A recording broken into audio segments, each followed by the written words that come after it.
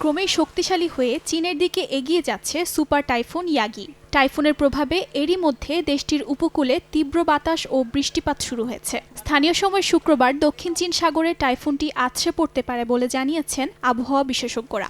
বৃহস্পতিবার সকালে ইয়াগির কেন্দ্রস্থল গুয়াংডং প্রদেশের ঝানজিয়াং শহর থেকে ৬১০ কিলোমিটার দক্ষিণ পূর্বে অবস্থান করছিল বলে জানিয়েছেন তারা।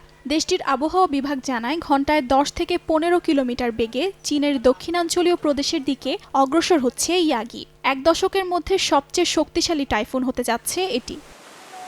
ইয়াগির সবচেয়ে বেশি প্রভাব পড়তে পারে গুয়াংডং এবং হাইনান প্রদেশে।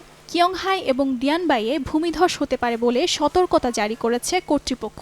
ইয়াগির ক্ষয়ক্ষতি মোকাবেলায় এরই মধ্যে হাইনানের ট্রেন ও নৌ চলাচল স্থগিত করা হয়েছে। এছাড়া হাইকো বিমানবন্দরের বৃহস্পতিবার সন্ধ্যা থেকে শুক্রবার মধ্যরাত পর্যন্ত সব ফ্লাইট বাতিল করা হয়েছে। বন্ধ করে দেয়া হয়েছে সমুদ্র সৈকত এবং পর্যটন কেন্দ্র। হংকং এবং মাকাও সহ চীনের দক্ষিণাঞ্চলের শিক্ষা প্রতিষ্ঠান বন্ধ ঘোষণা করা হয়েছে। জারি করা হয়েছে সর্বোচ্চ সতর্ক সংকেত। হংকংয়ের উপকূলীয় বাসিন্দাদের নিরাপদ স্থানে সরিয়ে নেওয়া হয়েছে। আবহাওয়া অফিস জানিয়েছে শুক্রবার সকালের মধ্যে হংকংয়ের দক্ষিণ পশ্চিমে টাইফুন ইয়াগি ৩০০ কিলোমিটার বেগে অতিক্রম করতে পারে। এর আগে চলতি সপ্তাহের শুরুতে টাইফুন ইয়াগি ফিলিপিন্সে ব্যাপক তাণ্ডব চালায়।